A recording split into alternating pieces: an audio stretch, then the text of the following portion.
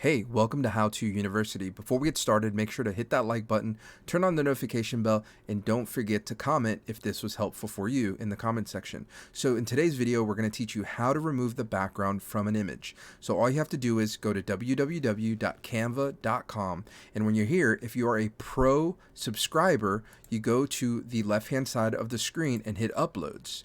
You find a picture that you like. So for this example, let's say you're a gamer on YouTube and you want to remove the background from this image. You want to make sure that the image is selected, and when it is selected, there will be a purple rectangle around the image. You're going to go to the top left and hit Edit Image. If you are a pro subscriber to Canva Pro, there's a button that is called Background Remover. You're going to click that button, and the rest, it's magic. The Canva Pro tool will do its best to remove the entire background from the image as shown here.